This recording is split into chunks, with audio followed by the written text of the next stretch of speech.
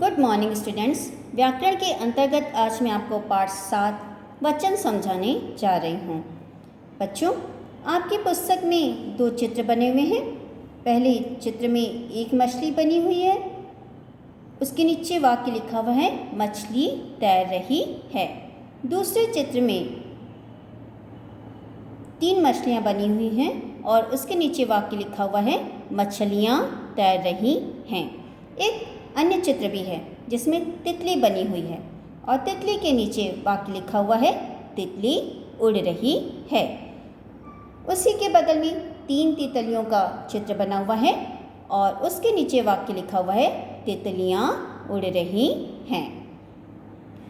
ऊपर लिखे वाक्यों में मछली एक संख्या का बोध करा रही है, जबकि मछलियाँ एक से अधिक संख्या का बोध करा रही हैं। तितली भी एक संख्या का बोध करा रही है, जबकि तितलियाँ एक से अधिक संख्या का बोध करा रही हैं। इस प्रकार शब्द के जिस रूप से किसी वस्तु, प्राणी या भाव के एक या एक से अधिक होने का पता चले उसे वचन कहते हैं। वचन के भेद। हिंदी में वचन के 2 भेद होते हैं। पहला एक वचन और दूसरा बहुवचन। एक वचन शब्द के जिस रूप से एक संख्या का बोध होता हो उसे एक वचन कहते हैं, जैसे लड़का, नदी, थैला, पौधा, मशीन आदि। बहुवचन शब्द के जिस रूप से एक से अधिक यानी अनेक होने का बोध हो उसे बहुवचन कहते हैं, जैसे लड़के, नदियाँ, थैले, पौधे, मशीनें आदि। कुछ नियम और भी हैं जिनके बारे में जानते हैं। कुछ शब्द हमेशा एक वचन में ही प्रयुक्त होते हैं, एक वचन में ही उनका प्रयोग किया जाता है, जैसे पानी, सोना, स्वतंत्रता, चांदी, दूध आदि। कुछ शब्द हमेशा बहुवचन में ही प्रयुक्त होते हैं, जैसे प्राण, आंसू, हस्ताक्षर, दर्शन आदि। आदर देने के लिए भी एक वचन को बहुवचन में प्रयुक्त किया जाता है, जैसे पिताजी आए हैं। यहाँ पर हैं के ऊपर अनुस्वार का प्रयोग किया गया है। आज लाल किले पर हमारे प्रधानमंत्री भाषण देंगे। भाववाचक संज्ञा तथा द्रव्य पदार्थों का प्रयोग एक वचन में ही होता है, जैसे माँ की ममता उमड़ पड़े। यहाँ पर भाववाचक संज्ञा है। दूध पीना स्वास्थ्य के लिए अच्छा है। दूध एक द्रव्य पदार्थ है, तो भाववाचक संज्ञा तथा द्रव्य पदार्थों का प्रयोग एक वचन में ही किया जाता है। दिए गए एक वचन और बहुवचन शब्दों के रूप जानते हैं। एक वचन में बच्चा शब्द है तो बहुवचन में उसका रूप हो जाएगा बच्चे। पंखा एक वचन का बहुवचन में हो जाएगा पंखे। रुपया का बहुवचन हो जाएगा रुपए। चश्मा का बहुवचन हो जाएगा चश्मे। मोटर का मोटरें। थैला का थैले। किनारा का किनारे। कुत्ता का कुत्ते। लड़का एक वचन का बहुवचन में रूप हो जाएगा लड़के। कमरा का कमरे। तितली का तितलियाँ। चाबी का चाबियाँ। पंक्ति का बहुवचन हो जाएगा पंक्तियाँ। शक्ति का बहुवचन हो जाएगा शक्तियाँ। नदी का नदियाँ। आवश्यकता का आवश्यकताएँ।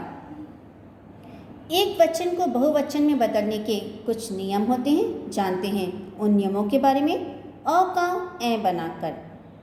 रात शब्द है तो उसमें ऐ लगाकर उसे बहुवचन में परिवर्तित किया जा सकता है, तो शब्द हो जाएगा बहुवचन में रातें। बात का बातें। पुस्तक का बहुवचन हो जाएगा पुस्तकें। गाय का गायें। आँख का आँखें। सांस का सांसें। आ का ऐ बनाकर। अंतिम वर्ण अगर शब्द में आ है तो ऐ बनाकर उससे बहुवचन में परिवर्तित किया जा सकता है, जैसे बच्चा एक वचन का रूप है तो बहुवचन में हो जाएगा बच्चे। इसी प्रकार पैसे का पैसे। लड़का का लड़के। पंखा का बहुवचन हो जाएगा पंखे। पत्ता का बहुवचन रूप होगा पत्ते। केला का केले। आ का ऐ बनाकर एक वचन में अगर अंत में आ रहा है तो ऐ बनाकर उसे बहुवचन में परिवर्तित किया जा सकता है, जैसे माला का मालाएं। सेना का सेनाएं। कविता का कविताएं, कन्या का बहुवचन हो जाएगा कन्याएं, लता का बहुवचन होगा लताएं, दवा का बहुवचन होगा दवाएं। आ का या बनाकर एक वचन में गुड़िया शब्द है तो अंतिम आ का या बनाकर बहुवचन हो जाएगा गुड़ियाँ। यहाँ पर गुड़िया के ऊपर चंद्र बिंदु लग जाएगा जो कि आपकी पुस्तक में नहीं दिया हुआ है।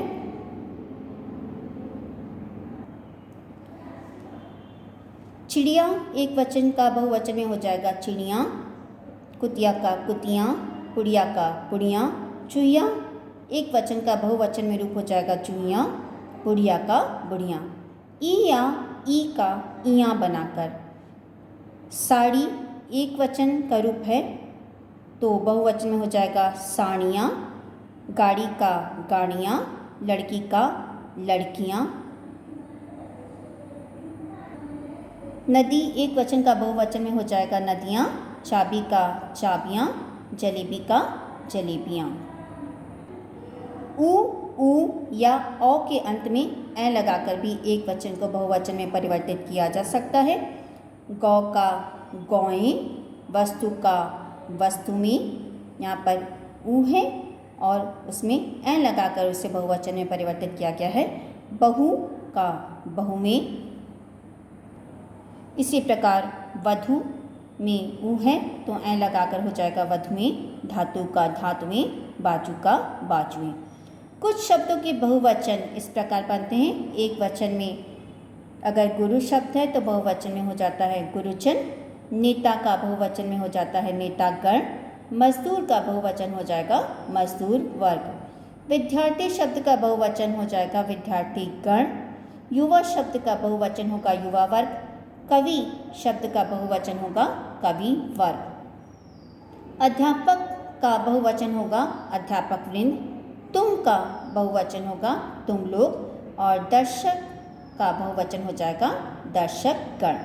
कुछ शब्द जैसे पेड़, साधु, फूल आदि के रूप नहीं बदलते, लेकिन इनके साथ ने, पर, में, से आदि लगाने पर इनका रूप बदल जाता है। जैसे वहाँ एक साधु है, ये एक वचन का वाक्य है और इसको बहुवचन में जब हम परिवर्तित करेंगे तो वाक्य हो जाएगा साधु बैठे हैं। ये बहुवचन का वाक्य है। साधुओं ने तपस्या की, ये भी बहुवचन का वाक्य है। तो इन शब्दों के साथ ने, पर, में, से आदि लगाने पर इनके रूपों में परिवर्तन किया जा सकता है। तो बच्चों, इस पाठ से हमने जाना कि शब्द के जिस रूप से किसी वस्तु, प्राणी या भाव के एक या एक से अधिक होने का पता चले उसे वचन कहते हैं। हिंदी में वचन के दो भेद होते हैं, एक वचन और बहुवचन। शब्द के जिस रूप से एक संख्या का बोध हो उसे एक वचन कहते हैं। शब्द के जिस रूप से उसके एक से अधिक होने का बोध हो उसे बहुवचन कहते हैं।